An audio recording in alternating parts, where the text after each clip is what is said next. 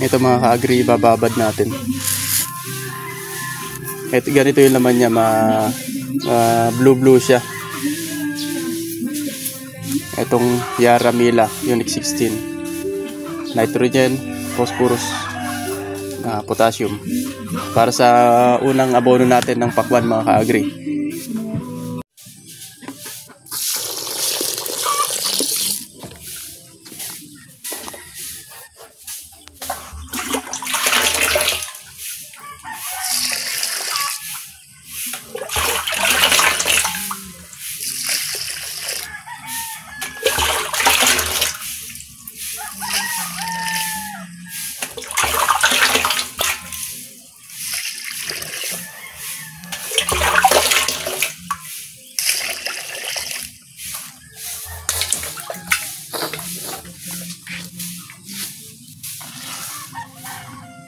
Ayan, ganyan lang siya mga ka-agri. So mababaw lang siya, hindi siya masyadong lubog na lubog, yung sakto lang halos na malulubog itong abono natin. Malulusaw na yan mga ka-agri pagka ganyan. Huwag nyong masyadong marami mga ka-agri kasi medyo tatabang yung magiging abono natin. Tapos yung magiging takal natin na parang hindi malabnaw, ganun. Kailangan mga ka-agri konting tubig lang, yung tamang-tama lang siya. Ayan. Para pag tinakal natin siya, talagang abono yung makukuha natin na maganda yung mailalagay natin sa timba o sa drum. So, ipapakita natin mga ka-agri kung ano yung ikukuha natin, yung ihahalo natin dito. Ito na mga ka-agri, mag-aabono na tayo ng pakwan. Ngayon na yung araw. Ito, ipapakita ko sa inyo mga ka-agri. Sumalok tayo mga ka-agri ng isang timba doon sa may isang drum. Tapos nilagyan natin siya ng humus. Ito mga ka-agri, oh, humus. Sigurado yung bunga, ganun din yun. Bali, lalagyan lang natin siya sa isang drum mga ka-agri ng 5 kutsara. 5 takalan mga ka-agri. Pwede yung ganito. Bali, ang ilalagay lang natin mga ka-agri ay 50 grams. Ayan. Lalagyan lang natin to ng 50 grams na humus o 5 kutsara. Tapos ihahalo natin sa isang drum.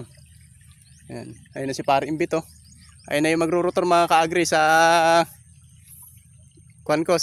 tataniman ko ng sultan. Ayan, oh. Parating na. Hihinto dyan yan. Hihintayin ako. O baka may pupuntahan pang iba. Pagkatapos kukuha tayo mga ka-agri ng isang timba ulit. Doon naman natin kukunin, lulusawin itong calcium trophy coat mga ka-agri, Yara din. Ayan. Lalagyan natin mga ka-agri yung isang drum ng 6.5, 6 na ganito at kalate mga ka-agri. Bilahin mo doon. 2. Malikot eh. 3. Sige, haluin mo.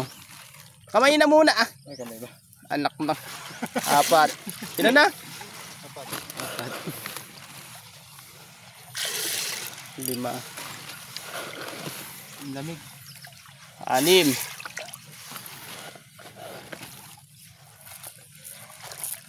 Ayan, 6 at kalahati mga ka-agri, yung ilalagay natin sa isang drum.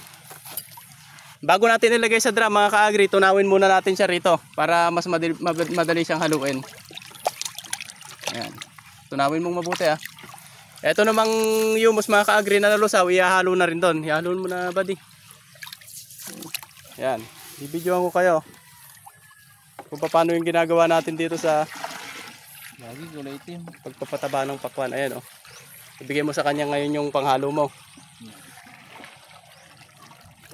Ganyan. Ganito yung mixing mga ka-agri sa unang application ng abono dito sa pakwan.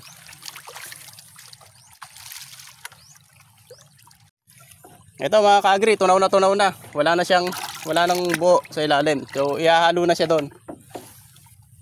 Ihalo mo na. Sige, mekos mo na yan. Minsan. Diyan ka rin ba kumuha kanina? Ayan, pares na. Tapos kumuha ka ulit doon. Sumalok ka. Ulit. Oo. Sige, sumalok ka. Op, okay na. Ayan. Asan na yung kuan? Asan na yung balde? Ay, balde. Tapos, eto naman mga ka-agri, yung tinunaw ko kanina na triple 16 ng Yara din. Yara Mila mga ka-agri.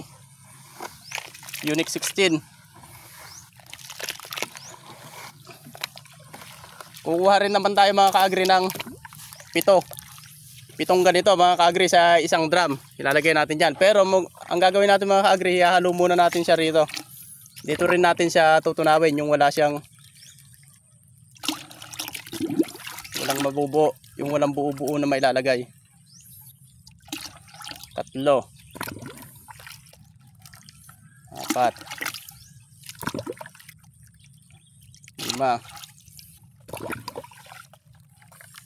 7.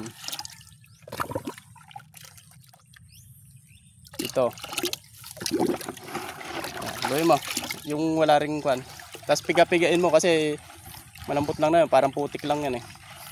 Piga-pigain mo, huwag mo lang paikutin ng paikutin. Piga-pigain mo, may mga makwan dyan. Ayan o, ganyan o.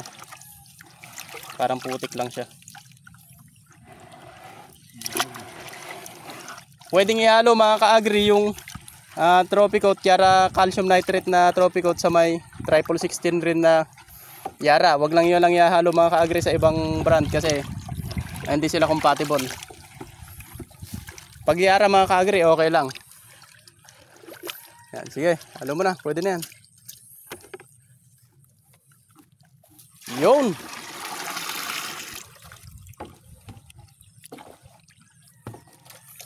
Saka haluin mga ka-agri.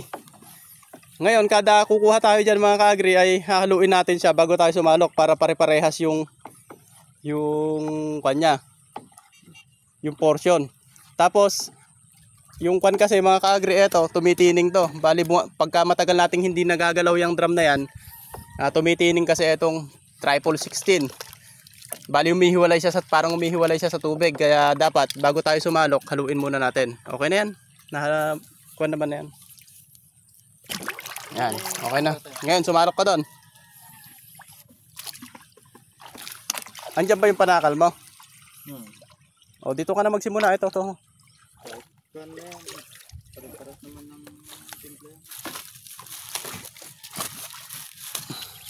Okay. Ganito lang mga ka-agri yung pag-abono natin dito sa pakwan naman. Yung hawak niya, ipakita mo nga yung hawak mo. Yan mga ka-agri, kalahating ligo niyan. Kalahating lata ng sardinas na maliit yan, tinakal ko na lang, nakasukat na yan. Kalahating lata ng sardinas lang muna sa isang puno. Ayan o. Siguraduhin nyo mga ka-agri na hindi tatamaan yung dahon ng pakwan natin. Kasi pag tinamaan yan, susunugin niya ng calcium. Yung calcium base, yung mga ka-agri, yung Trophy Coat. Ayan.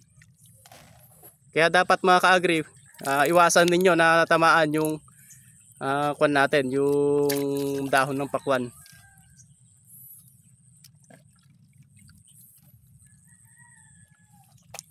So yun lang mga ka-agri. Shout out sa mga nagtatanim ng pakwan ngayon mga ka-agri na hindi pa masyadong kabisado yung mga activity sa pakwan. Ito na mga ka-agri. Step by step. Lagi kong sinasabi sa inyo yung ginagawa natin dito sa pakwanan. Tapos magkakarga naman tayo ng drum doon mga ka-agri sa may dulo para hindi na tayo lakad ng lakad. Para doon titimplahan din natin yung nandun. Para hindi na tayo lumakad ng lumakad kapag hindi na tayo pupunta rito para kumuha pa ng ididilig ulit natin. So yun, maraming salamat mga ka-agri. At mag-aabono na muna kami para hindi kami tanghaliin.